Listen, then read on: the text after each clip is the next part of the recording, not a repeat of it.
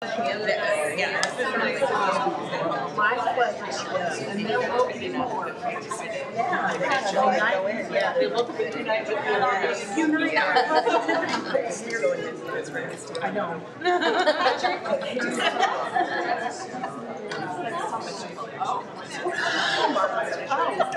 I was trying to explain to Ella the Mountain Dew without really explaining the Mountain Dew. So. I just said you might see Mountain Dew.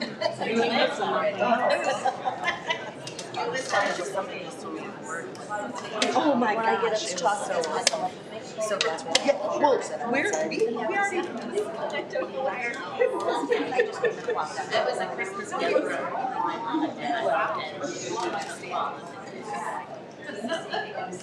No, I don't need that.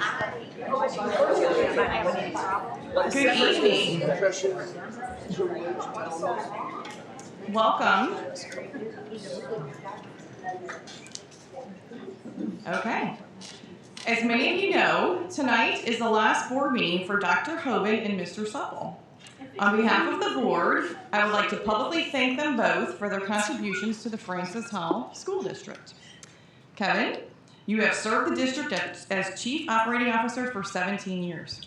During that time, you brought positive changes to the district's accounting and budget processes, oversaw bond issues, construction projects, as well as many other things. Your insights and perspectives help shape decisions that have moved the district forward in positive ways, and we thank you.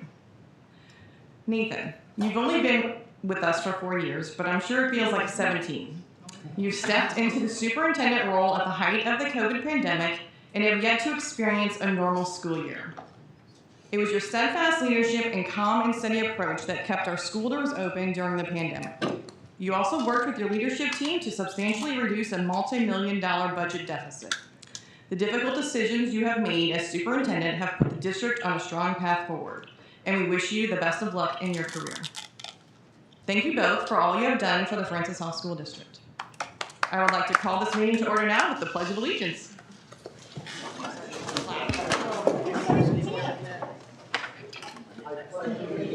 To the flag of the United States of America and to the republic for which it stands, one nation, under God, indivisible, with liberty and justice for all.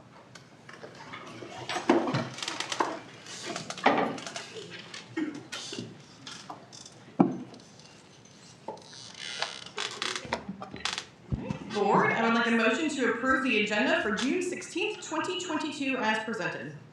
So moved. Second. Mr. Zigmeyer, Mr. Bertrand. All those in favor? Aye. Any opposed? Motion carries.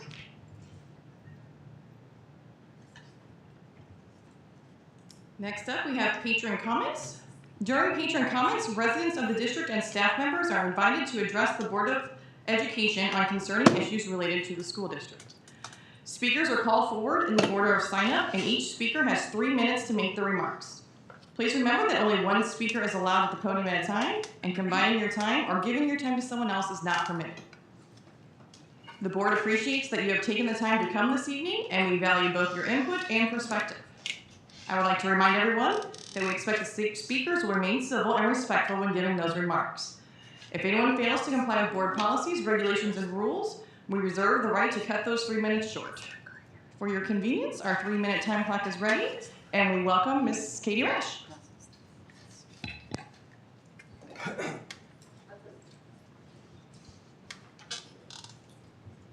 All right, I'd like to start out by wishing well to Dr. Hoban and Mr. Supple.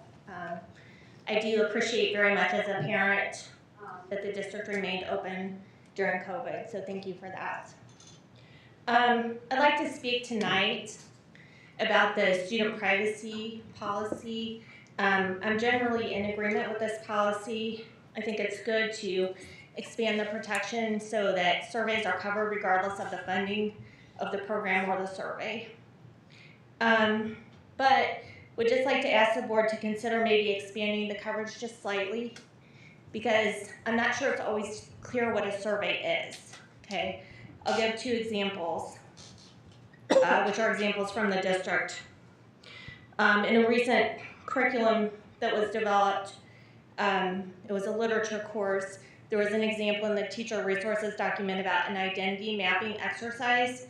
It's not clear if that would be considered a survey in this policy, but it could certainly result in students disclosing private protected information. Another example would be the use of the ACEs questionnaire. The ACEs questionnaire is a questionnaire that's used to identify trauma in students and traumatic events and to calculate a score. It's not clear if that would be considered a survey or is it just a questionnaire. So I'd just like to ask the board to kind of clarify that in the policy or possibly expand the policy so that any exercise that's asking students to disclose private information, either writing it down or verbalizing it, would be protected and parents would be informed. And then just a few other thoughts as I close. So one question that I'm unclear on is what the district will be doing to train the staff in the new policy if it passes, because really there will only be an ability to comply if everyone's aware of the policy. So I'd just like to ask you to please consider that. Another thing is who's monitoring the third-party surveys and instruments, the third-party data collection. An example of that would be CloseGap. They are asking personally protected information. That could change at any time. Who's watching what they're asking our kids and who's communicating that to parents? Another, like a third, last thought is that I'd like to ask the district to consider providing a justification anytime that there is a survey or exercise that's asking students for private information, because sometimes it's not really clear why the information is being asked or why one student is being asked and another student isn't. So please communicate that to parents. Your time is up. Thank you.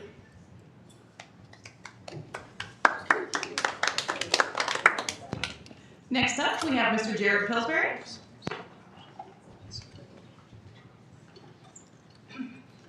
Thanks, board. Director Bertrand, Director Cook, good to see you on board. Thank you for the time this evening. I just want to start with a quick story of what I saw Monday night attending the St. Charles County Council. And it's on YouTube, so you can check me. I saw the public bringing pitchforks and torches, heckling speakers, implied threats of violent revolution. Context matters on that point. Infringement of First Amendment rights by those who would claim to love the Constitution. This was following an invocation where the speaker prayed for the community gathered there to come together to bring about civility and decorum.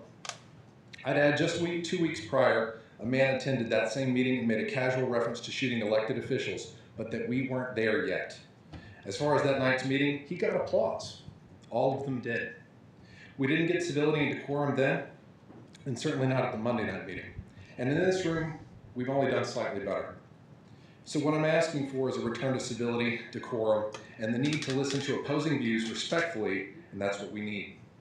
Because at the end of the day, regardless of our differences, we're all here for this community. And our system works like this. You win, great. You lose, you try again next time. But the winners serve the community, the entire community. And there's a space for all of us. A space for everyone at the table, minus the hate. A space for our children, a space for our teachers. Not as adversaries, but partners. Some have argued CRT for months in this chamber and in the other one. Others have argued grooming for months. Others have argued for sound financial policy for months. That's a good point, by the way, and I want to see it continue, and we want to definitely keep tabs on that and further scrutiny. Others more recently have called for a DE&I officer position. All of this said, none of us are having a true dialogue. And patron comments really isn't it either. So this is me challenging each and every stakeholder here and listening and beyond to come to the table, to listen, find common ground, learn, work together, and build this school community an even better shining example of what it can be. I propose the board convenes a community communications meeting series to bring about this dialogue and return this meeting predominantly to a business meeting versus what it has become more recently. Everyone would be welcome to attend and contribute. Everyone should be welcome, minus lies and minus hate. In the words of the great philosopher Ted Lasso, I believe and believe, and I believe in believing we can do this. Thank you.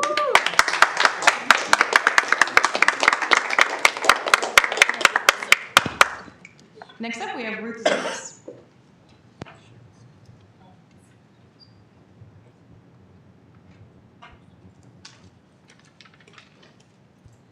Board of Education members, the first portion of my comment is to do with the person, not with the person, but the process. Why wasn't the position for the new Chief Officer of Communications posted, and why is it considered a promotion? Why couldn't Dr. Rumpus just be promoted to Superintendent, or an Assistant Principal to Principal, Custodian to Lead Custodian, Paraprofessional to Behavior Support Staff? Those positions have added responsibilities, just like this position becoming a chief position. The problem I see is the proper process wasn't followed for appropriate hiring and interviewing. Another concern I have goes back to the transparency. When the original bond documentation was presented, the Comprehensive Facility Master Plan in December of 2018, it included the new transportation facility, which we all know was definitely needed. There was $9 million allocated for the DLC and union facilities for a combined total of $12 million. June of 2020, the district received bond approval, and then in January of 21, we have a new building purchase of 801. We were told the purchase of 801 was done because it would be cheaper to move administration, DLC, and the union there than to build new facilities for them. I recall hearing the comment it was supposed to be move-in ready at the start of that year, 21-22, but as they found out, it was not.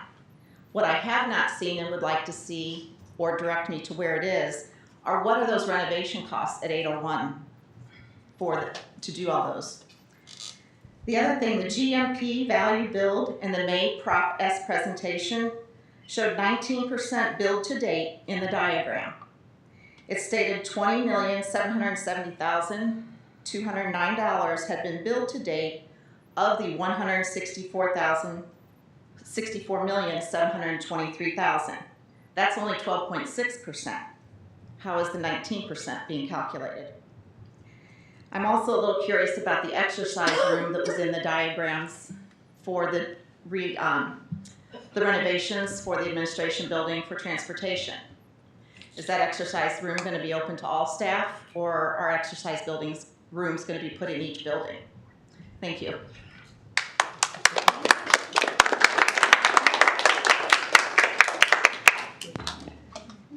Next up, we have Christine Hyman.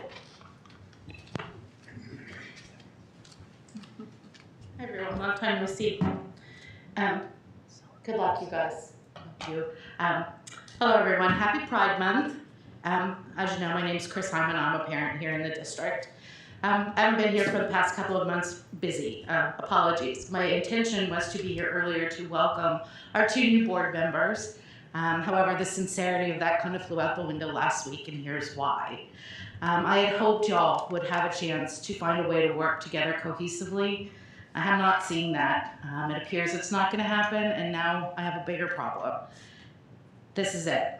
I sent an email to all of you on May 27th, right after the Uvalde school shooting, where 19 fourth graders, 2 teachers were slaughtered with an assault rifle in under 2 minutes. And I asked the board to consider adopting a resolution declaring support for gun safety legislation.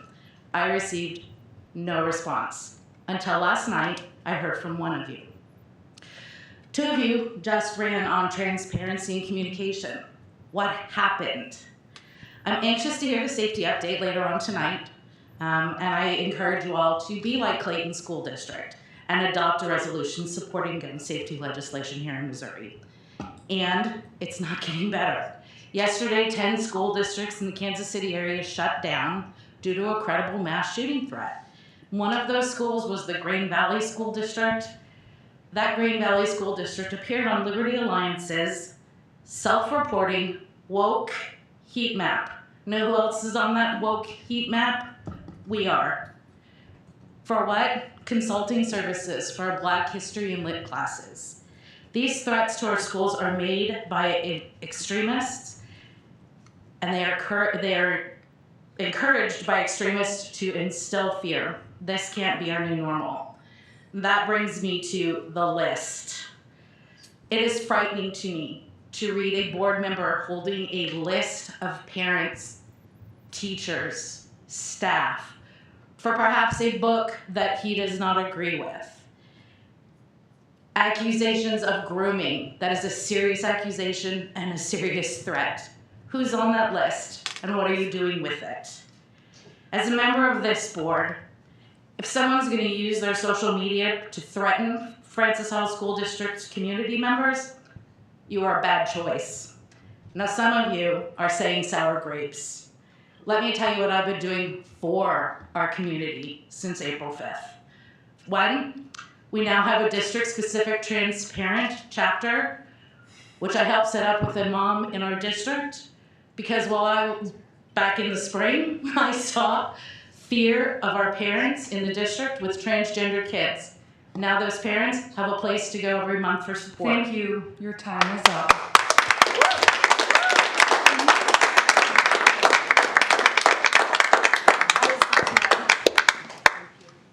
Next up, we have Sue McDaniel.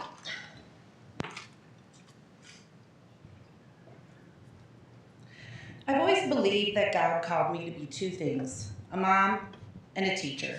Tonight I stand before you as both. As a mom, when I send my kids off to school, I want them to feel safe, accepted, and able to learn, and I advocate for that. As a teacher, I try to create a space for students to feel safe, accepted, and able to learn. Right now, though, not all of our kids are feeling safe and accepted.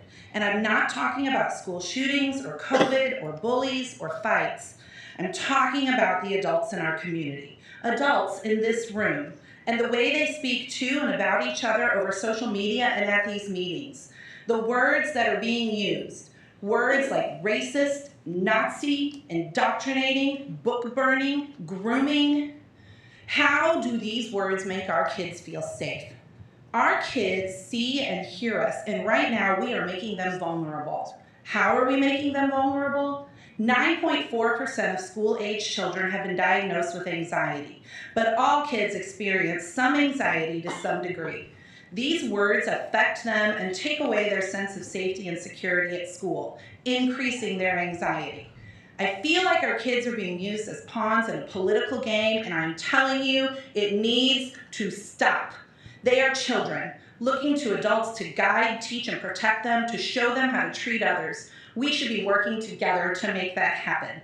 This is not politics. This is public school, where every kid is welcome to walk through our doors. Teachers accept them as they are on the good days, the bad days, and all the many days in between. Teachers accept them for who they are when they walk in the doors and who they are when they walk out, for who they used to be and who they wish to become. Teachers do this for my kids, and I do it for yours. Our kids all deserve representation, dignity, acceptance, safety, and a voice. We need to stop playing politics, stop throwing out disgusting and harmful accusations at each other, and find our common ground, our children, our students. That is the common ground. We can make room for all of them at every table, at every microphone, on every bookshelf, in every class. Just like there is a place for every single one of us to advocate for them, there is a place for every single one of them at the table. We need to meet in the middle, face to face, put down our screens and keyboards, and figure it out. Put aside politics, put aside our differences, put away the name-calling and accusations, because our children, they are the reason we're all here. They are watching us, and they deserve much better than what we are currently giving them.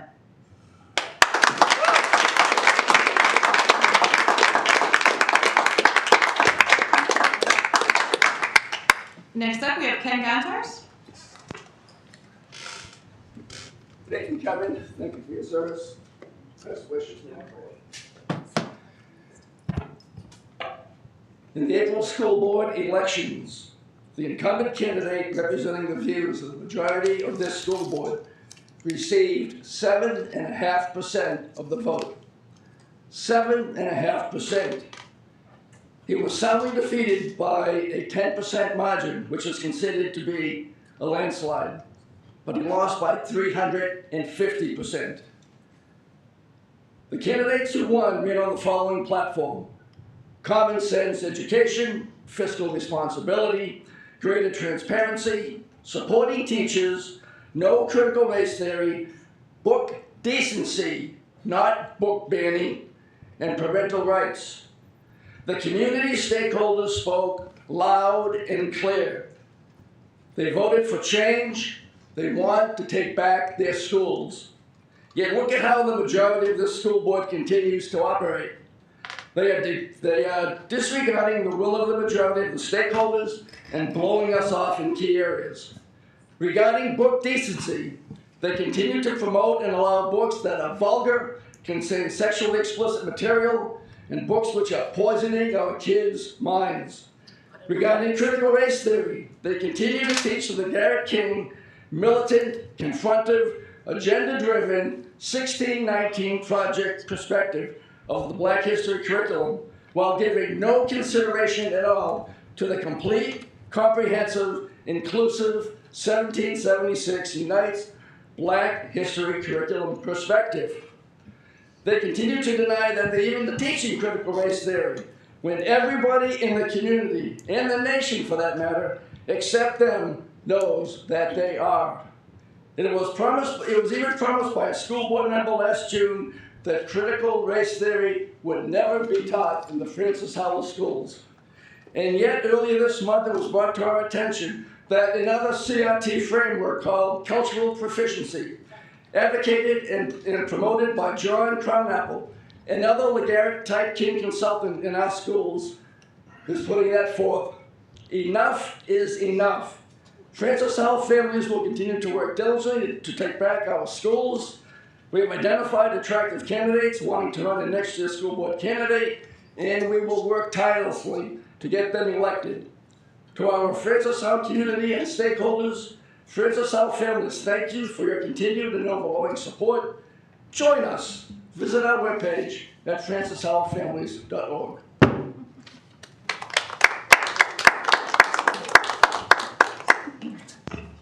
Next up, we have Julie McDonald. If you were a school staff member in the 21-22 school year, you know the challenges. You work in understaffed buildings because we live in a state and county content to continually underfund education. You helped your building make a plan for what unfortunate steps would be taken when classrooms did not have a sub. You dealt with and witnessed aggressive student behaviors. You tried your best to get students to succeed, even though they may not be ready for the rigor given the nature of the last few years. You worked in a mass optional building when COVID was at its worst, and it was scary to fear for your health like that. You witnessed continued mass shootings in a country unwilling to put the safety of their children before their obsession with assault rifles. You witnessed staff morale at its lowest. You taught your final days with beloved colleagues who are not returning next year or transferring to another district, giving them tearful hugs, but validating that it is too much to take and wishing them well on their next chapter. However, teachers will persevere because we love our students. On June 2nd, we put students on the bus, waved goodbye with heartfelt tears in our eyes because we value the bonds we form in an academic year. Students look to us for breakfast, lunch, and a loving classroom. We did our best to provide that this year, despite our crumbling working conditions. Our positive relationships with students and their families still shone through despite the chaos. The foundation of a successful learning environment is the relationship we form with our students, and an aspect teachers hold in high regard when we practice our craft as educators. So, on June 3rd, when I read a post made by a Francis Howell board member that questioned the integrity of the relationships we form with our beloved students, calling us sexual groomers, calling us radical activists, threatening Francis Howell staff who barely made it to the finish line this year, no, unacceptable.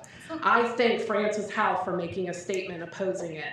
The factual picture I paint about tumultuous student and teacher conditions coming together, that should be the main priority of our community and district, not listening about books that are optional for students.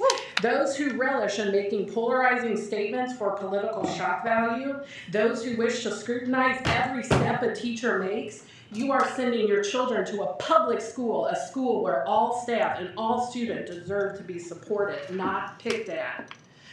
If what I am saying tonight resonates with you as a Francis Howell voter and resident, pull out your phone right now. Mark April 4th, 2023 as a day you and your loved ones will make it a priority to vote for school board candidates who are genuinely motivated to support teachers and students in a positive way, not candidates who wish to perpetuate their conservative political agenda. Simply put, our students deserve better.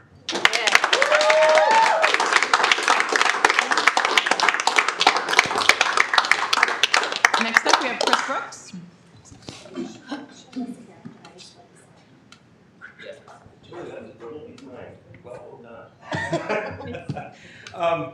You know, we've heard a lot of pathos tonight. I'd like to see if we can get a little bit more logos back in our schools here and in our meeting here. It seems like a lot of our political discourse today is all about pathos and emotion. Perhaps that might be some of the challenges we have in ever coming to an agreement. I want to make one comment briefly about the whole question of groomers and books and all that. I don't know if you had a chance to see the recent Ed Plus presentation on legislation that passed during the last session, but you might be interested to know that SB 775, which is the way the governor's signature, explicitly lays out that it is now a crime to give, for school employees to give students graphical depictions, including graphic novels, of various explicit acts, and the law actually defines those. So I would encourage you to look that up, to groom through the library stacks, if you will, just make sure you don't have any materials that run afoul of that. Secondly, I want to discuss the kind of what Katie talked about before on the policy 1610 that's up for update tonight regarding the school district's policies about the PPRA, various surveys and stuff. And she referenced the ACE, so the Average Childhood Experience Survey that was recently given out in class, without any notification to the parents. And this survey, first off, is designed by psychiatrists for the use with adults. Okay, it's not designed to be used with kids. It's not designed to be used in a non-clinical classroom setting. And it's certainly not designed to be used without notification to parents about what's going on. It covers some of the topics, okay, that are explicitly under the PPRA. There's 8 different protected categories of topics and subjects from which you cannot collect information on a federal funded survey without parental permission. And then if it's not a federal funded survey, you can't collect those topics without at least notifying the parents of the survey and giving them a chance to opt out. Now, several states, I don't know if our state has done this, but several states have put forth guidance, their state boards of education, that it is always best to get active approval from parents on these kinds of surveys rather than just sending out a generic email relying on parents to figure this out. So I encourage the board, kind of like Katie did, to strengthen this policy, to make sure that we're transparent in how we do these kinds of surveys. We've had some recent experiences where the district has run afoul of PPRA in some of the surveys. Now, I understand the good motivations behind these. Nevertheless, we don't use a hammer to put a screw in. We don't give a child a chainsaw and set them loose. Right? Tools like these are often designed to be used in clinical settings in very specific circumstances. And if we just go willy-nilly throwing them around because it sounds good, it's challenging, right? If you have a survey like this, where it's designed for individual interactions, but you make it anonymous, you lose the utility of that survey, right? These kinds of things need to be named, and they need to be worked with a clinician. And so while I appreciate the work teachers are doing, Thank you. Your time is please up. don't ask them to be psychiatrists. Next up, we have Rick Rice.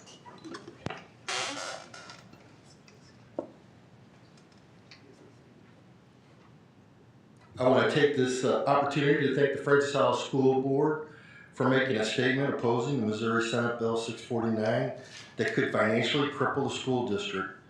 Due to the increase in inflation, the Francis Howell School District financial needs will continue to grow. There is absolutely nothing partisan for opposing bad legislation. At the last school board meeting, a list of Proposition S projects that need to be started was displayed. The problem is that the list has not been prioritized in any order, and we know there will not be enough funding to do them all. I would suggest that since Francis Howell North project is in motion, it would make sense to begin the Henderson Elementary School expansion. There's already a construction road that goes right up to the Henderson parking lot. The opportunity is probably passed, but all the contractors and equipments to do the Henderson expansion are literally right in front of the elementary school. Henderson parking lot is just a stone throws away from S.M. Wilson's construction trailer. These two projects probably should have been done in tandem. Renting cranes and other heavy pieces of equipment are very expensive, and the cost could have been shared across these two projects. Henderson has outgrown their space. For example, the PE classes are being held in a space that was once the cafeteria. Henderson uses a janitor's closet as a classroom. That's right, there's a teacher and students having class in a space that was a janitor's supply closet. Now, going back to the list of projects that are not prioritized, I ask, where's the sense of urgency? The value of the Proposition S dollars today will be worth less tomorrow. Every day, inflation eats at the Proposition S purchase power. There needs to be a sense of urgency. No child in the Francis Howell School District should be going to class in a janitor's closet. Thank you.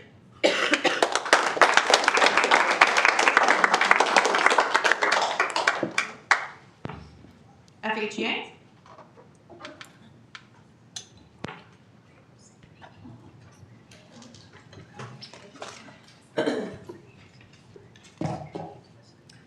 Good evening, members of the board, cabinet, patrons, parents. My name is Anita Keener, and I am the president of the Francis Howell Education Association. I'd like to introduce our negotiations team for the ESCs, Raquel Babb, Alicia Carver-Myers, Linda Murphy, and Brandy Ray, and also Sheila Stamper, but she's not here tonight. Educational support counselors play a vital role in our lives of Francis Howell School District students. The mental health services and support that they provide our students who struggle is literally life-saving. In 2020, the ESCs voted to become a bargaining unit under the umbrella of FHEA.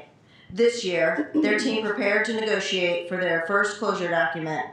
After a very productive single-day collaboration with the district team along with the board observer, Patrick Lane, we were pleased to report unanimous ratification from our members.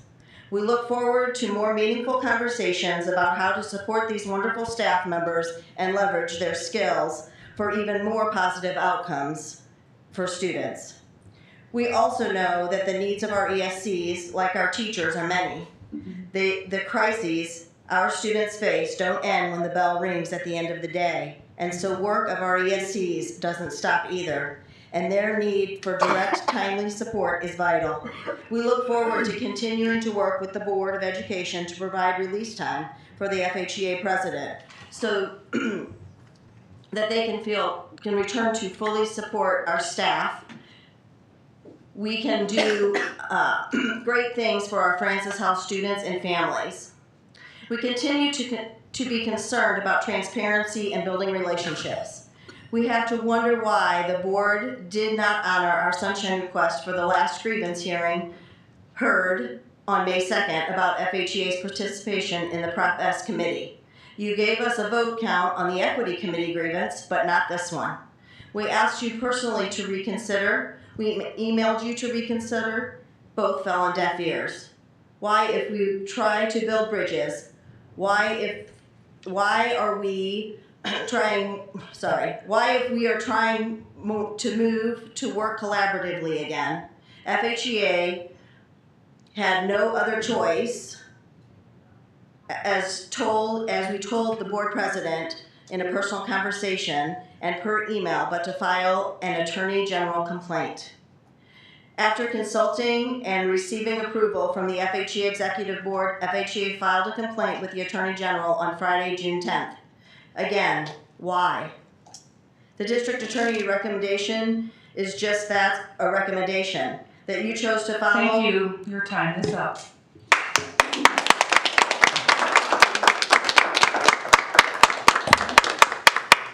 FISPA?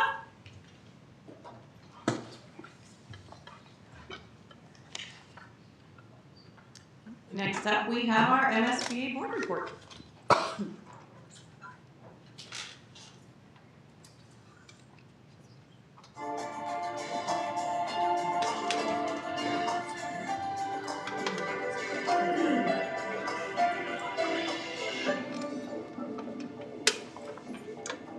Hello, everyone, and welcome to the MSBA Board Report for the month of June.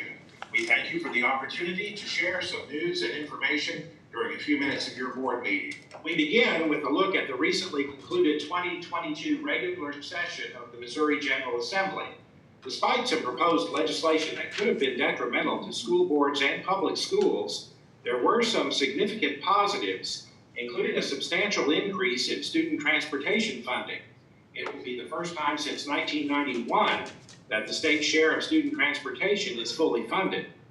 MSBA's Director of Governmental Relations, Brant Shields, tells us several bills aimed at school boards did not cross the finish line this year. We worked on a lot of issues this year, specifically regarding school board member recall, moving school board member elections to November, and making school boards run on partisan tickets. You know, there was some momentum out there, but really I think we got our message across that Missourians don't need more partisan politics involved in their school board elections. And I think we were very successful in getting that message across. Shields says an education omnibus bill with more than 30 revisions, including changes to the way literacy is taught, and support for what's known as competency-based education was passed by the General Assembly. We will be providing you with more details on all the provisions of that bill. Shields says now that the session is over, it's still important for board members and administrators to stay in touch with legislators and candidates for the legislature during this election year. Absolutely.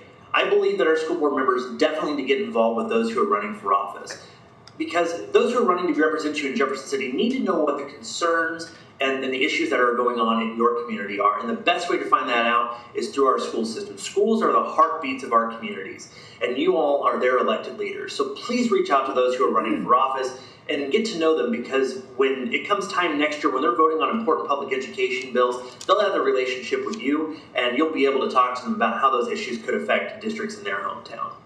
Shields says the advocacy work of school board members paid significant dividends during this year's legislative session. The legislature did address the issue of teacher pay this year by approving Governor Parsons' recommendation to increase the baseline teacher salary from $25,000 to $38,000 a year through a matching grant program. Under the program, the state would provide local school districts with 70% of the salary costs needed to meet the new minimum starting salary, and local school districts would provide the remaining 30%. While that plan may be helpful to some school districts in the state, much more is needed to improve Missouri's low teacher salaries and help attract and retain teachers in our public schools. MSBA's immediate past president, Linda Doherty, says Missouri needs a sustainable plan for raising teacher salaries across the board. Our state is facing a teaching shortage, and it will only continue to grow in the future if we do not find practical, sustainable solutions to increase pay for well-deserving teachers. Education is critical to the health of our communities. Teachers train and equip our students with the skills they need to enter the workforce. The workforce availability drives economic development within our state and creates jobs within our communities, which ultimately affects the quality of life for each of our students and families. Doherty is the president of the NICSA Board of Education that recently passed a resolution urging the state to partner with Missouri's public schools to have the revenue needed to provide long-term sustained salaries for all teachers. A Blue Ribbon Commission established by the State Board of Education, charged with developing recommendations to address teacher recruitment and retention challenges in Missouri, is beginning its work this month. MSBA past president Rhonda Gilstrap of Blue Springs is a member of that Blue Ribbon Commission. MSBA's positions on state and federal education issues are determined by the Delegate Assembly that will be meeting this coming November.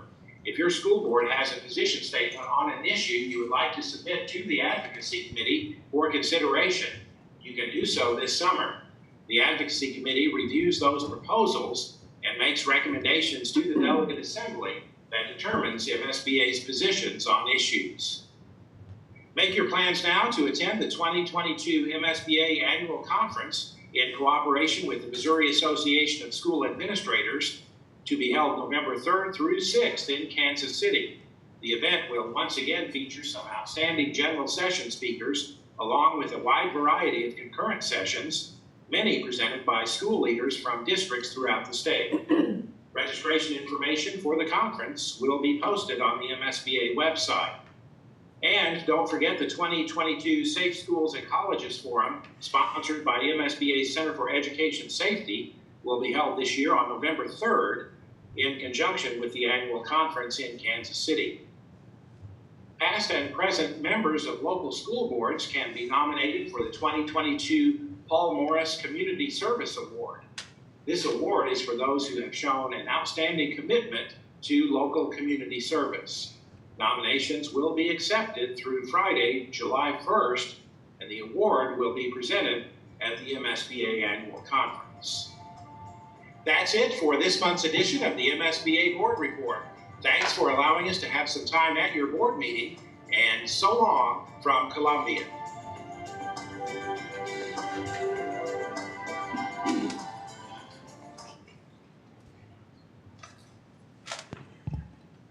Next up, we have our Prop S update by Mr. John Klein.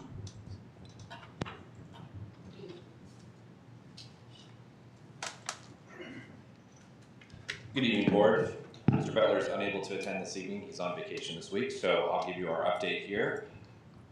So currently, we're going to talk a little bit about the 801 project as we're nearing completion of its renovations.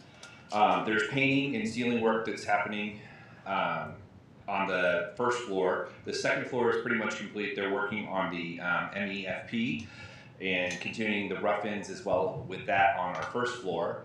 As of today, actually, the tile has been waxed, and so we're ready for moving for students for the union program there. With that, we are continuing with the coordination of the moves, the various moves in various phases. Actually, starting this Monday, we will be packing up the teachers' belongings and the staff's belongings for the union program and moving them into the second floor of 801 next week here. We are still on target to have that all finished with the moves and all of the work there by the end of this summer. There are a few material delays and such things that are minor things like a sound system or a television that might be behind just because of production, but it won't prevent folks from moving into the building and making it operational. So tonight I'd like to just share with you a few photos from the facility just to kind of give you a look at the things that have been happening. So right here, this is on the second floor. These are a couple examples of our classroom. You can see the tiles laid, the walls are painted, ceiling lights are back in. Most of the ceiling tile and the lights have been all reused within the facility. This is from a couple weeks ago, so even this is now completed where they were still missing some of the ceiling tile in the ceiling grid there in one of the multi-purpose rooms. That is all in and ready to go. And then this also is another view of where they were floating out a floor, getting it ready for tiling. You'll see one of the offices, which this happens to be what we're going to consider the main office for the union program, where the principal will be housed, and the AA for that program. That carpet there, that was existing carpet that's been re-put down in that space. And then moving up onto the third floor here, you'll see some new ductwork being put in, and that's because the building was equipped with 4 chilling units that we only needed 2. And so to make better use of the chillers, on the roof there, we have done some reducting to make the air flow a little bit better through the building. Schneider had a lot of like high technology stuff where they were needing a lot of cooling in their lab spaces and stuff that are not being needed for us in the way that we're using the facility. You'll also see on the third floor just some of the shaping of the conference room spaces and some of that open space that was there, creating of some of the focus rooms. As you're aware, we are reusing the cubicles on the third floor. And so there'll be a couple focus rooms as well as a lactation room on every floor within the building, but there will be a focus room which is used for those that are working in the more open area space if they need to take a private call or discuss some private matters with parents or students. And that is our presentation. We're looking forward to moving and getting everyone in there and ready to go. So if you have any questions, I'd be happy to answer those for you. Board, any questions, comments? Mrs. Lang, Yes. I had an opportunity today to visit 801 just to check on the progress, and I just want to give a shout out to our custodial team. They're doing a fantastic job there. They're working in among the construction people, but I saw Admir this afternoon. I told him I should have worn my sunglasses inside because those floors are so shiny. So it's looking great, and I think you'll really be impressed when we get a chance to move in.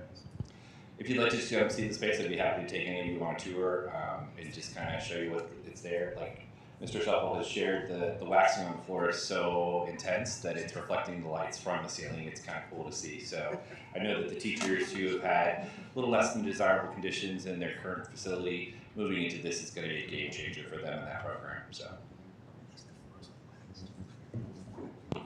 Thank you.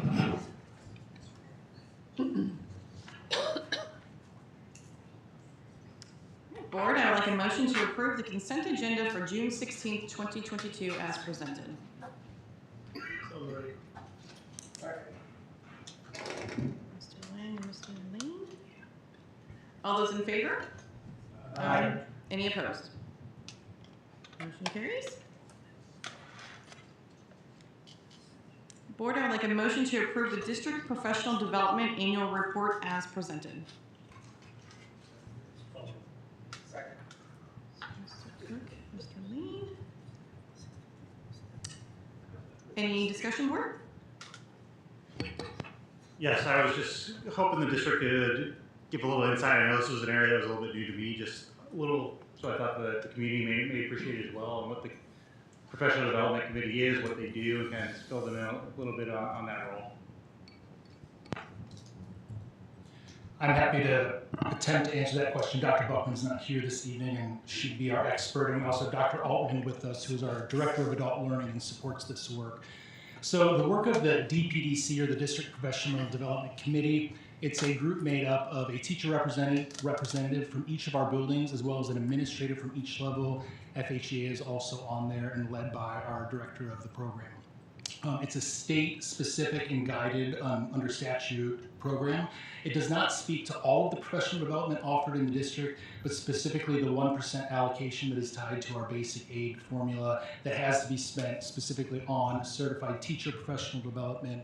And there are some additional requirements each year specific to supporting our teachers new to the district and going through their first couple of years of teaching. So there is a district-level professional development plan with goals which are what are included in the program evaluation you have tonight. That's directly tied back to the district CSIP, which is aligned to the MSIP requirements that come from DESE. So we work through alignment there. And then each building has their own building professional development committee that comes up with their individual building goals that are, again, aligned back to the district CSIP and to MSIP. And then also outside of the DPDC work, understanding, in a district this size, we offer a significant amount of professional development for both our certified staff as well as our support staff. So there are other professional development opportunities taking place throughout the year that are not necessarily encapsulated under this. This speaks specifically to that 1% that's allocated for our certified teachers. Thank you. You're welcome. Any other questions or comments? Just for any members of the public that aren't familiar with professional licensing or certified teachers, there's a certain amount of hours that a teacher has to, a certain amount of professional development they have to do every year to maintain their certification. That's correct? I don't want to give you the wrong direct numbers. I'll let that speak to you. Hi, good evening. Yes, so there's a certain amount of hours that all teachers have to, and it also depends on where their license is. And so some of our teachers have an initial certification within their first 5 years of teaching, and so they have to get so many hours of professional development. Once they get their career certification, then they have to get so many other hours, so it depends on where their certification is at. Okay. And we provide all that. It's part of our PD. They don't have to do anything outside. That's on correct. their own time. Okay. Yes, yes. Thank you. Anything else? Okay. All those in favor? Aye. Any opposed? Motion carries. Board, I would like a motion to approve the 2022-2023 preliminary budget as presented.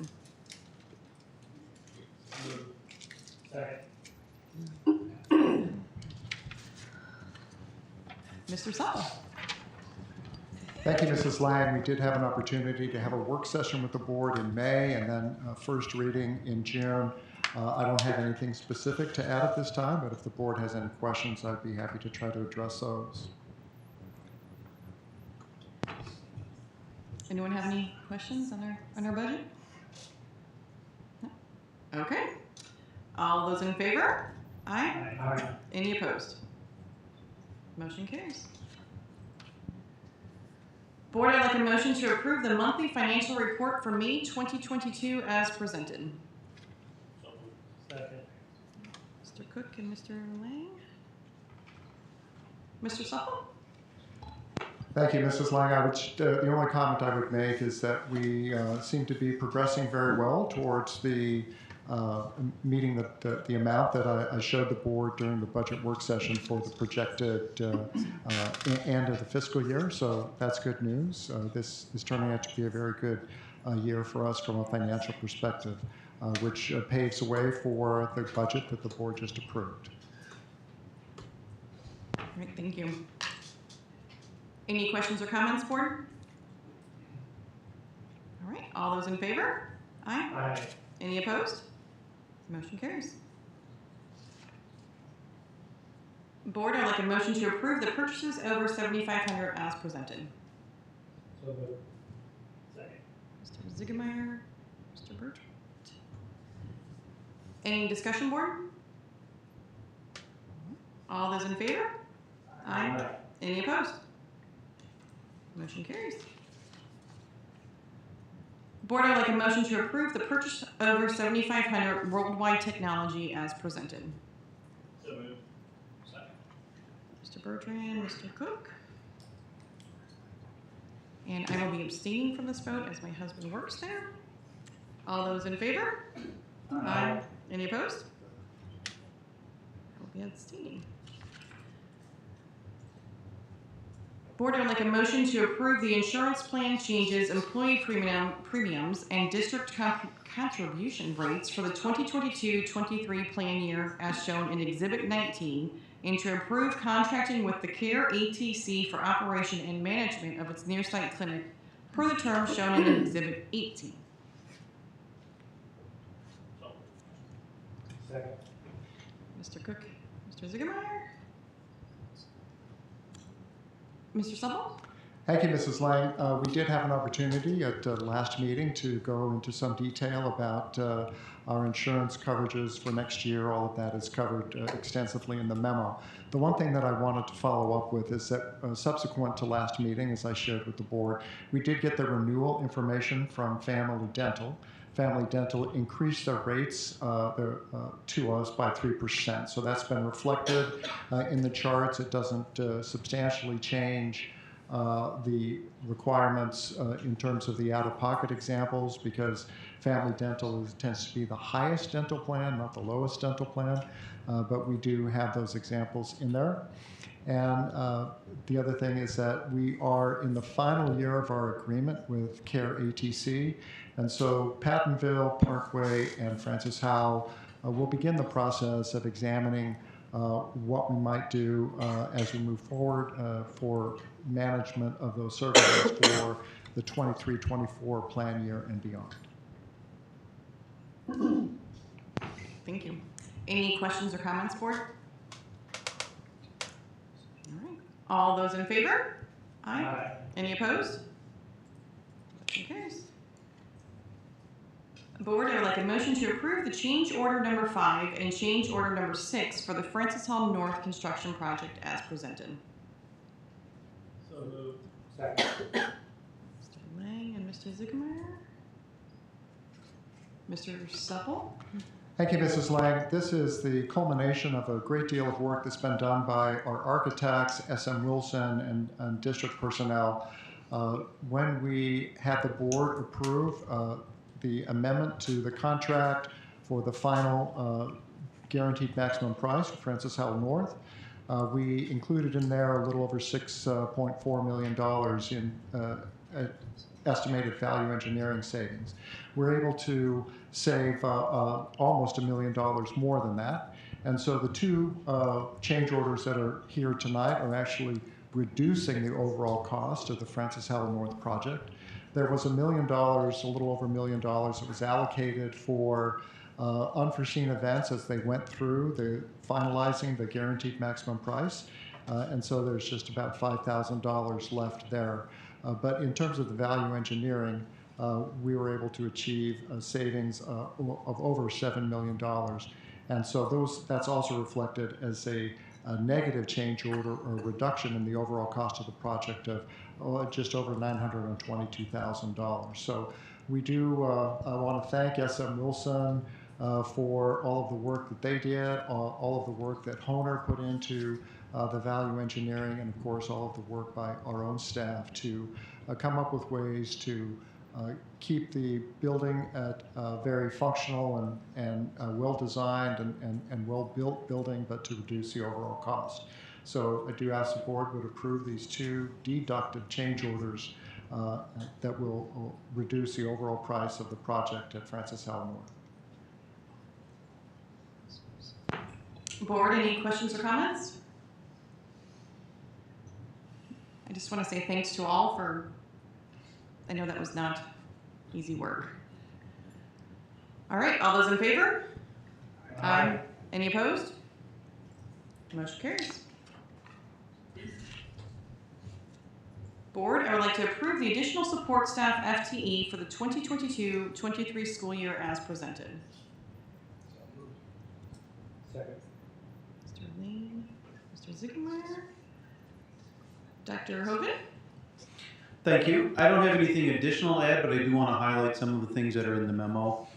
This is a grant that Dr. Patterson applied for to support our homeless students who qualify under the McKinney-Vento Act. I think many people in our community would probably be surprised to learn that we have over 100 students in our district who qualify as homeless, and we have one office here at the district level that helps to support that, working with buildings to do everything they can to support these families. And I think, as we all know, school districts play a major role in supporting students with those kinds of hardships. So this was a grant we're asking to add just 0.4 FTE of a position to support that work. This grant fully funds it, and the intention at this point is that this is being recommended while those grant funds cover the cost of it.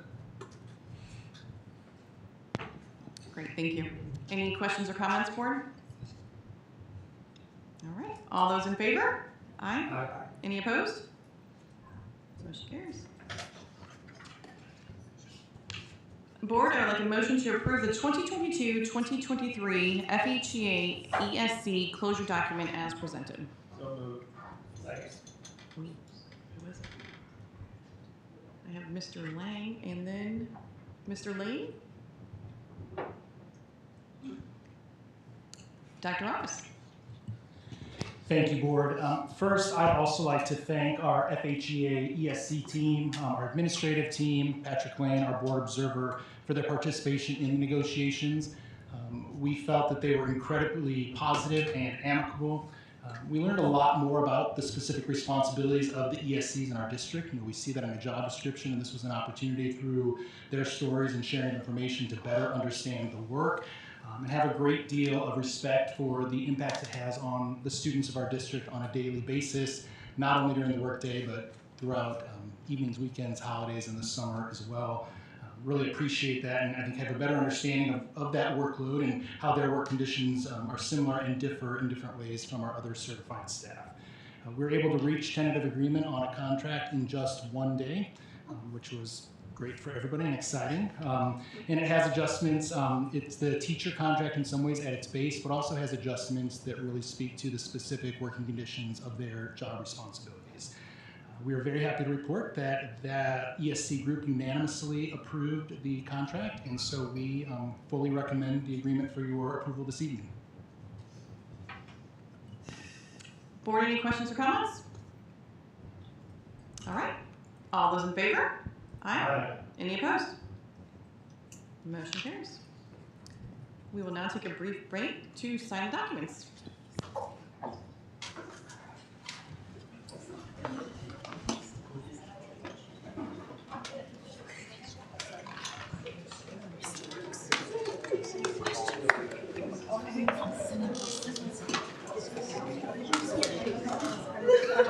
jump up and see.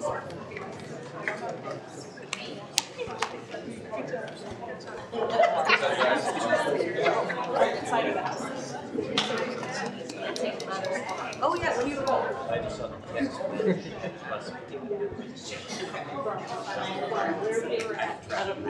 Oh, I do. I do. Was there a wish from like the Bluestone area? Okay. No, I know. I don't know. What's the first one? She got back up. They got back up. Super. We're not good. Thanks. Thank you.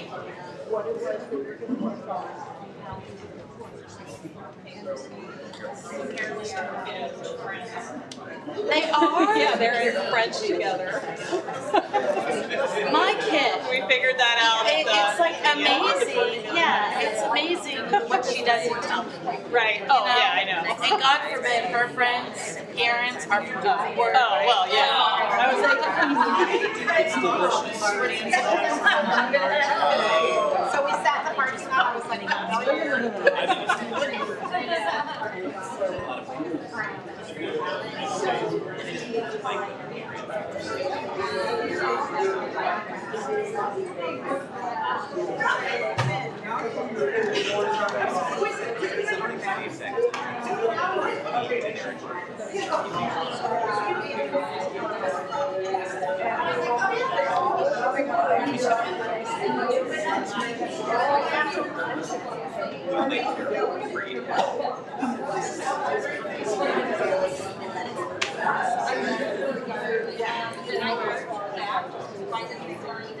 oh yeah. If you're part of our performance and I'm like 10 steps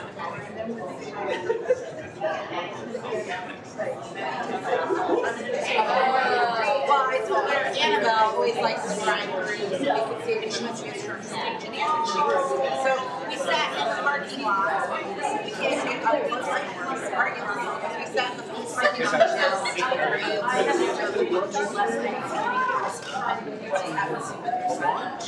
Lunch or what did you say? We're so great. Right now, taking out kids in my center. And it's the district. I just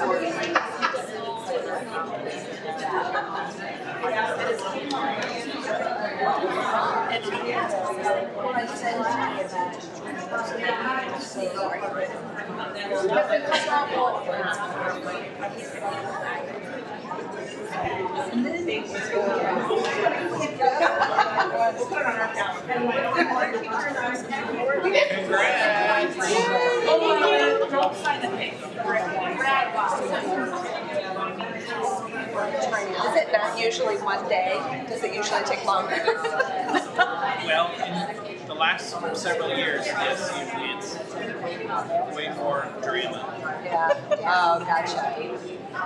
So yeah. that's good. It was a relatively drama-free day. A little bit of drama, but not too much. I mean, it was better this year than last year, apparently. I mean, I wasn't on it here. Well, I think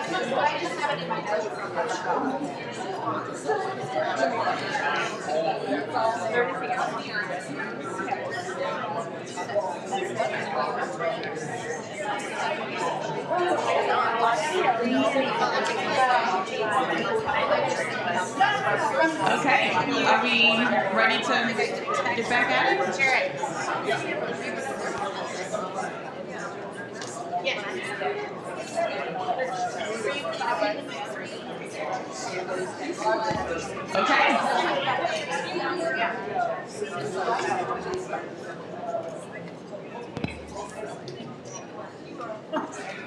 Okay.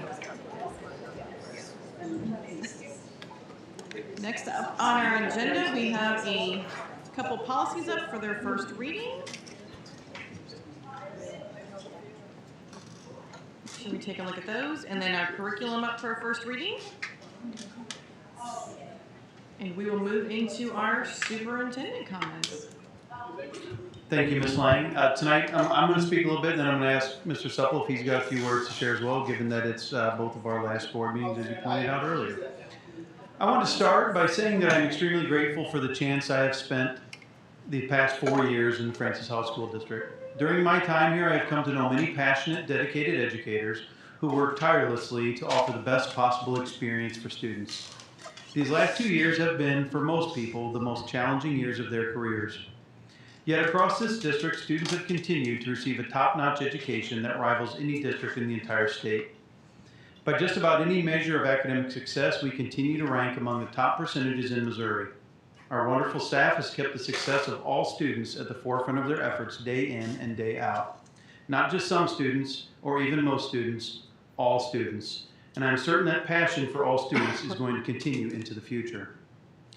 I also want to continue by thanking my wife and my children. They have shared me with other families and other students for my entire career. And through all of it, they have been more supportive than I could have ever asked for. And for that, I will be forever grateful. As I come to the end of my career in education, I'm anxious to see what is next for our students and families. I have no doubt the Francis Howell School District will continue to excel. There will continue to be challenges, but there will also continue to be champions for kids who rise to and conquer those challenges. I cannot wait to see all of the wonderful accomplishments that happen into the future. I wish everyone the best of luck in continuing to meet the needs for all kids. Thank you. And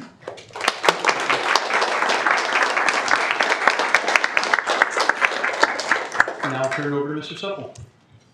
Thanks, Dr. Hovind. My husband was convinced I would never retire, and yet here I am, just a few days away from the end of a 44-year career in public education. It has been a wonderful journey, at times frustrating, at times exhilarating, but always exciting and rewarding. I worked hard to achieve success, but I know that my effort is only a part of the story. I was fortunate to have some great mentors to guide me along the way. Harris Jackaway, Chuck Ferris, and Rich Carter. The lessons I learned from these gentlemen still resonate in my work. I will always be grateful to them for their support and guidance. It's my hope that through the years, I have been able to be a mentor to others, repaying some of the kindness shown to me. I've been so blessed to work with outstanding individuals throughout my career, and especially here at Francis Howell. My fellow cabinet members inspire me with their dedication and commitment to our students. I could go on at some length expounding on their virtues, but for now I will just say thank you and tell you that I am confident that you will continue to do the hard work necessary to ensure that all of our students are prepared to be successful when they leave our doors. There is one group of people I must publicly thank: the finance department staff who do so much for the district but are never in the limelight. To Kathy and Chrissy, who see that the bills are paid. To Julie and Patrick, who make sure our ledgers are balanced. To Denise, who handles all the craziness associated with P cards. To Mary and Aaron, who manage our employee benefits program. To Jess for her work with the retirement system. To Lisa for assisting employees who are on leave, and Lauren for helping employees with workers' comp claims. To Lori, Sam, and Devin, who make sure we all get paid correctly and on time. To Ruth and Virginia, who unscramble DESI regulations and help secure federal funding. To Cindy, who has been my lieutenant and sounding board. And to Jenny, who supports me in every way, every day. These people keep the wheels turning so that teachers, paras, principals, directors, and superintendents can focus on the students. Thank you seems so inadequate to express the gratitude I have for all you do every day for the district and for me. You are an exceptional team, and I will miss working with you. My raison d'etre has always been to make a difference in the world. It was so gratifying to attend the 4.0 luncheon this year and hear the aspirations of our 2022 graduates. That is how we measure success, not by trophies or test scores, but by the accomplishments and future successes of our graduates. Knowing that I have played some small part in that story makes me proud and fills my heart with joy. 44 years is a long time. Who would have thought that that young kid working on the grounds crew for University City School District would one day be the chief operating officer for one of the largest school districts in Missouri? As I look back on my 17 years at Francis Howell, I am humbly proud of the success we have achieved together. We have worked hard together, argued together, shared our problems and hopes together. Our success is a testimony to the work we have done together. Collectively, we have seen amazing things happen. I would like to close with a quote from Margaret Weiss. We each have within ourselves the ability to shape our own destinies. That much we understand. But more important, each of us has an equal ability to shape the destiny of the universe. Ah, that you find more difficult to believe. But I tell you, it is so. You do not have to be the leader of the council. You do not have to be king or monarch or the head of a clan to have a significant impact on the world around you. In the vastness of the ocean, is any drop of water greater than another? No, you answer, and neither has a single drop the ability to cause a tidal wave. But, I argue, if a single drop falls into the ocean, it creates ripples, and these ripples spread. And perhaps, who knows, these ripples may grow and swell and eventually break, foaming upon the shore. Like a drop in the vast ocean, each of us causes ripples as we move through our lives. The effects of whatever we do, insignificant as it may seem, spread out beyond us. We may never know what far-reaching impact even the simplest action might have on our fellow mortals.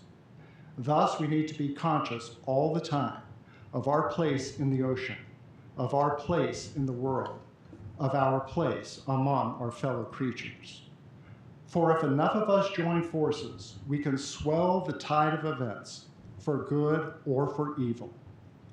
As I leave, it is my sincere hope that we will pledge to join forces, to swell the tide of events and work together for good. Our future depends on it. Thank you.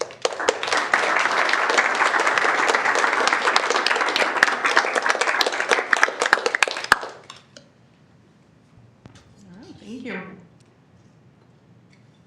Next up, we have Board of Education comments or requests.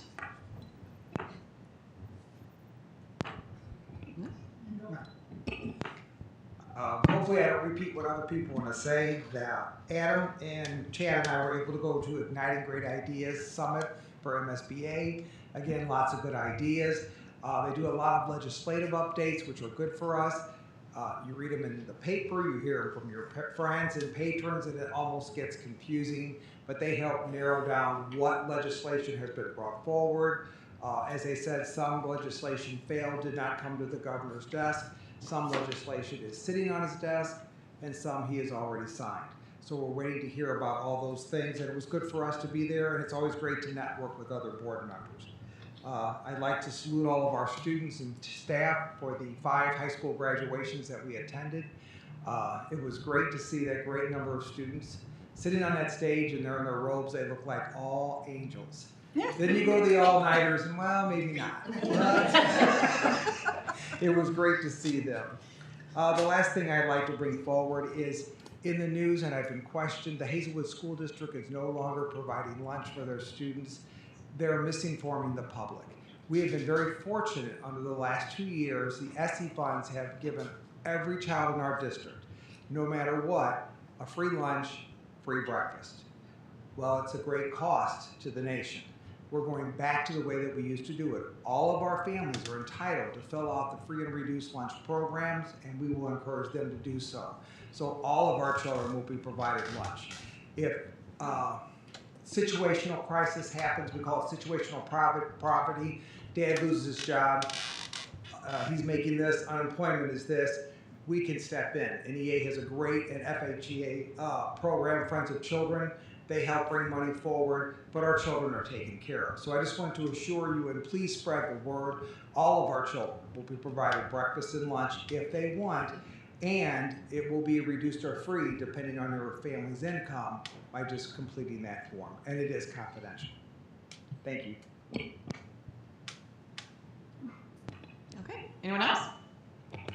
Yeah, I just wanted to take a minute and kind of piggyback a little bit off of what Patrick said. And a little bit of what Kevin said, part of our, and thank you for that speech. I think it was very thoughtful, and I appreciate your time as well. But piggybacking a little bit off what you said, measuring the success of our school district, it was very cool to see all the graduates graduating this past year, finishing the school year and seeing the 5 high schools. And so at each time, that was kind of one of my first things I kind of dreaded. I didn't know if I'd like it when I went there, having to sit through 3 high schools in one day, and then actually experiencing it. It's actually very cool to see. So just wanted to give thanks to that. Okay. All right. Next up, we will have our discussion on district security and safety with Mr. John Klein.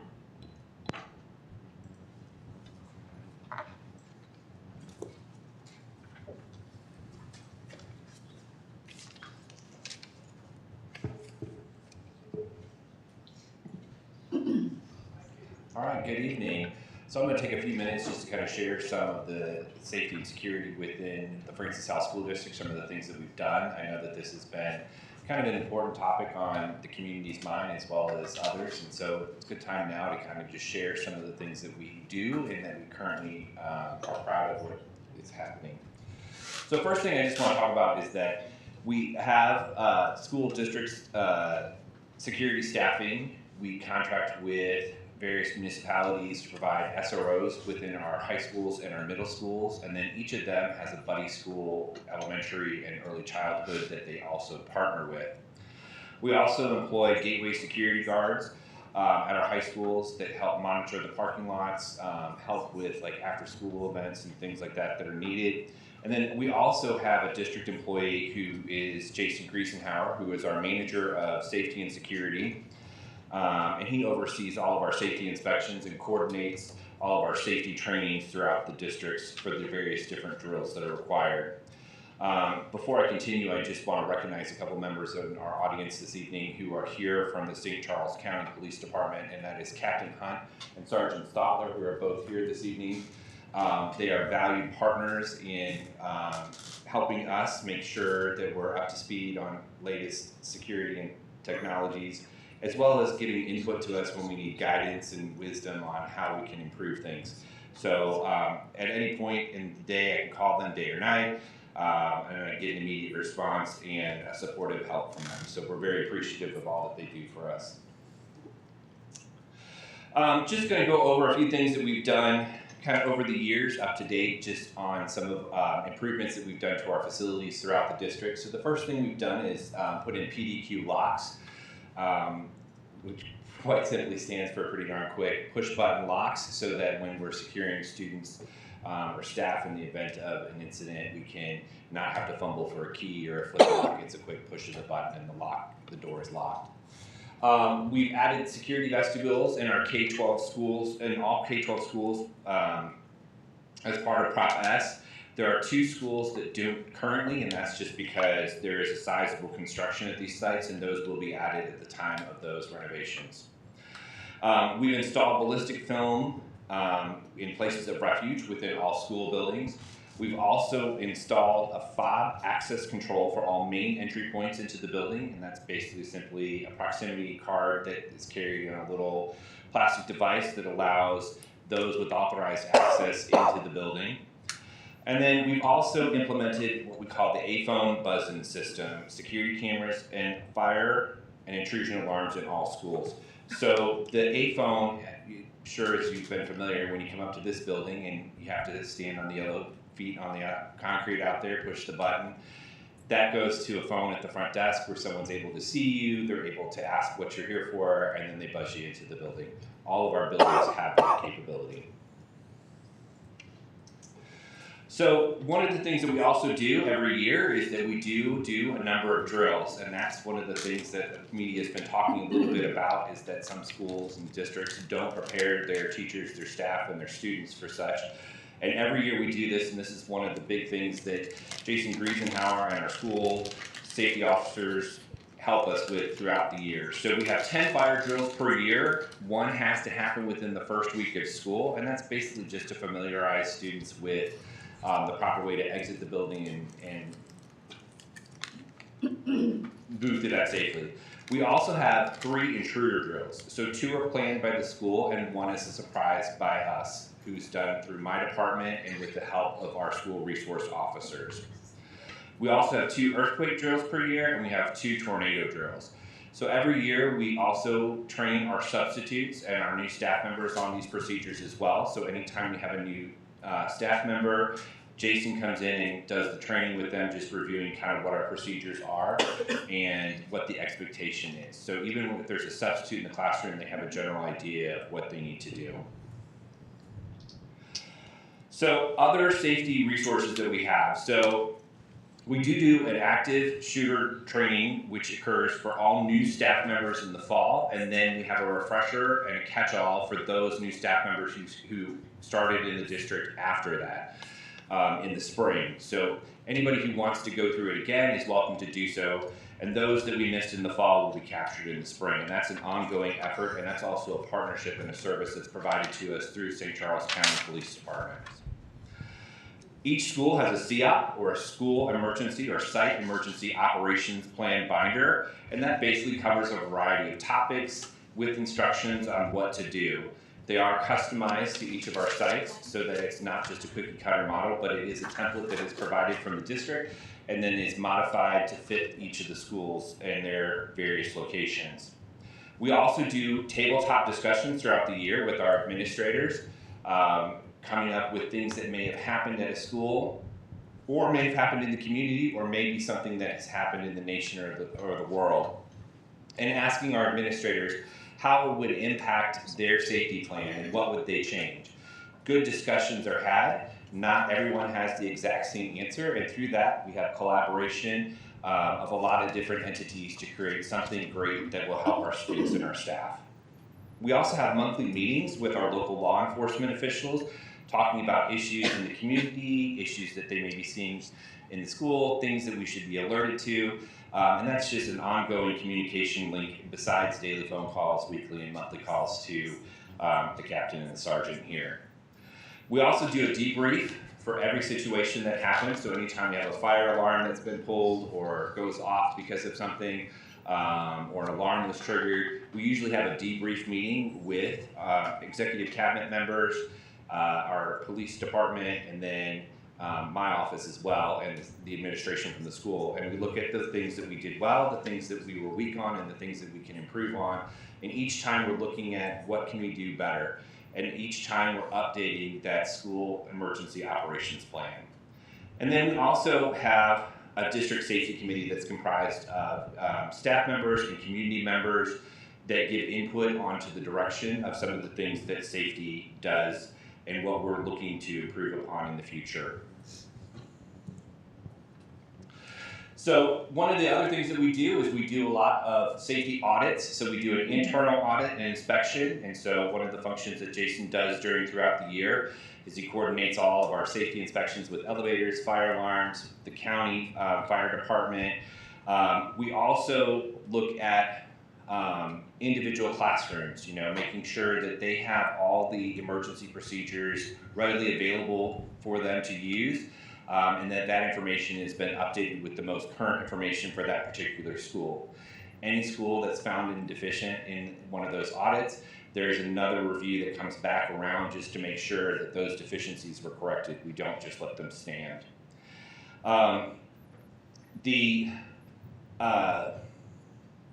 fire department, Central County requires 2 inspections throughout the year, and so Jason spends time going through with the fire marshals for Central County as well as the other municipalities, going through each and every classroom, looking for things. I know teachers are not excited about it when we take down curtains that are not fire rated, pull up extension cords that are not UL certified, but that is all in the interest of safety for our students and our staff.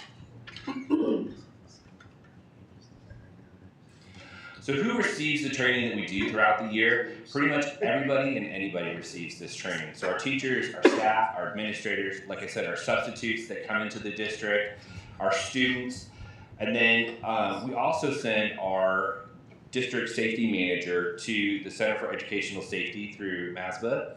You saw a plug for that today where there's going to be a training again. He goes annually. That's a great resource because a lot of emergency personnel throughout the state come together at that training and also collaborate on things that they've done to improve. So we've come back with some best practices that we've actually implemented within our school district.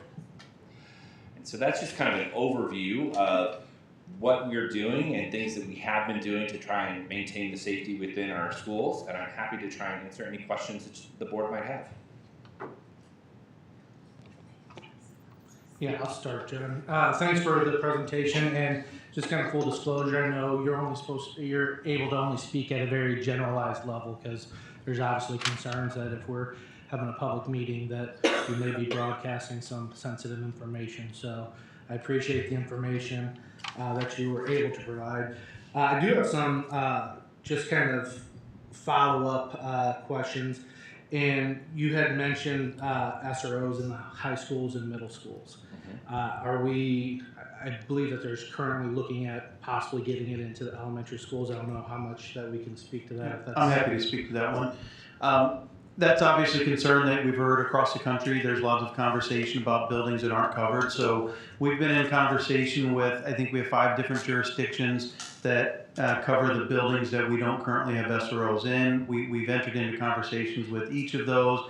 Also spent a little time talking with our county executive. And so we're optimistic that we're going to see some movement there. At this point, can't go into great detail necessarily on that answer, but we are optimistic to see hopefully some additional resources coming our way along those lines. And I will also share with you too that just within middle school and high school, the research behind a lot of these incidences shows that that information and those connections that they make are helping to prevent some of the situations that happen within those facilities. And so having that connection in that loop, that's where kind of most of the trouble occurs, is in those grade levels. And so that's why current resources right now are targeted at our middle schools and high schools. Yeah. And then I appreciate that there's a back and forth and kind of a collaborative that we have with our first responders. So that's definitely appreciated. And then again, just like I said before with the sensitive information, transparency is a good thing, especially when we're talking about government organizations. This is one of those areas where transparency isn't always in the best interest of everybody in the schools, whether it's the teachers or the students. And so just kind of from that standpoint, because if we're having this kind of general conversation, I think it would be my request that maybe we form some kind of task force to do a review and recommendation on security and this issue specifically. That way we can get into some of the detailed information and it not necessarily be broadcasted publicly and then come and maybe report back to the board as well. So I just want to kind of throw that recommendation. I don't know if anybody opposes.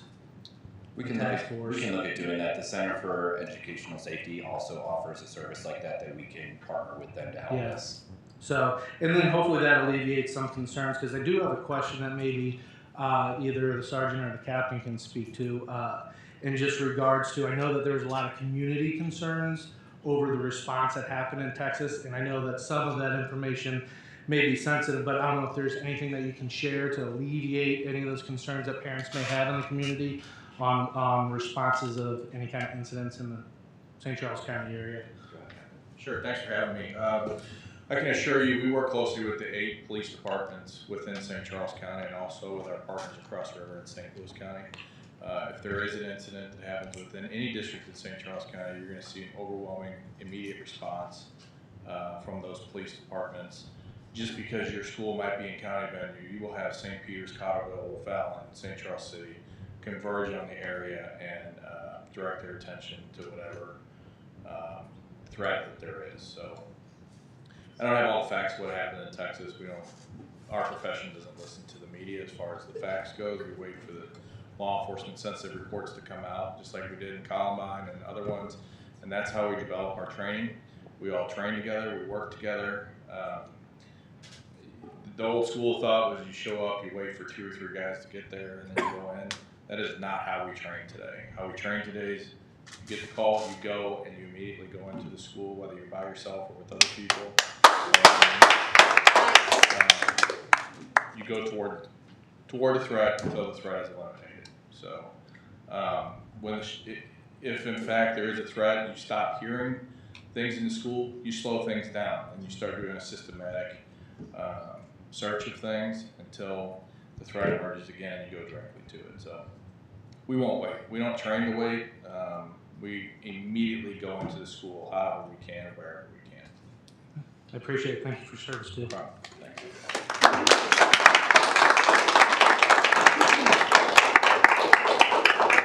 So I can also validate the captain's words on that, just being new into the district. We were testing one of our systems and we had a false alarm and we literally had 20 officers in less than a minute on campus. So maybe a little mad at us for the false alarm, but definitely their response time was on point, which shows that they do value our students in our community and our staff. So kudos to them and the work that they do.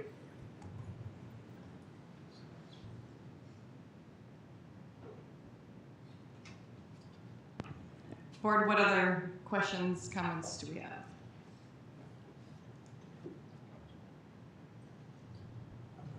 You good? And I do want to reiterate, I know we said at the beginning, Mr. Ziegermeyer spoke to it, we stick generic, but I do want to read a little, I would like a motion right now to let everybody know that we did have prior discussion in closed. So, Board, I would like a motion that the meeting minutes include a statement that the board discussed in closed session prior to open session pursuant to section 610.021, 18, and 19 of the Missouri Revised Statutes, because disclosure of the information being discussed would impair the district's ability to protect the security or safety of persons or real property, and the public interest in non-disclosure outweighs the public interest in disclosure of the records.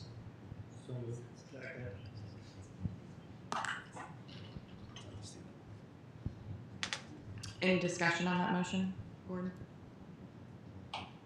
No? Okay. All those in favor? Aye. Any opposed? Motion carries. Thanks, John, and thank you. Board, I would also like to just say on behalf of the department, our students and our staff, we just want to thank you guys for the support that you give us. Anytime that we brought a safety concern or issue to you, you've heard it and you've made it happen so that we are able to make changes that are necessary. So thank you for your support on your side.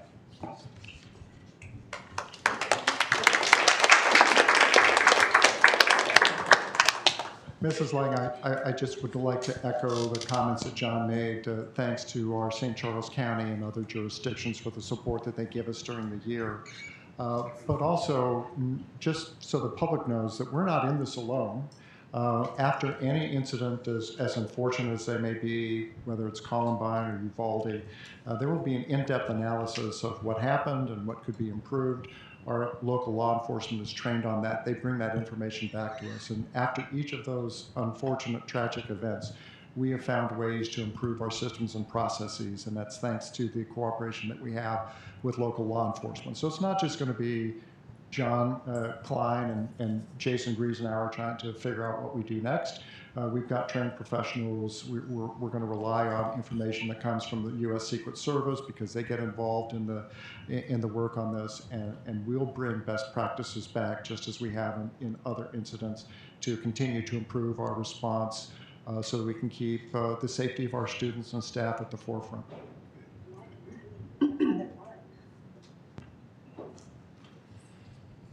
Okay. Board, I would like a motion to adjourn the meeting. So, second. Is that Mr. Cook? Mr. Ziegermeyer? All those in favor? Aye. Any opposed? Motion carries.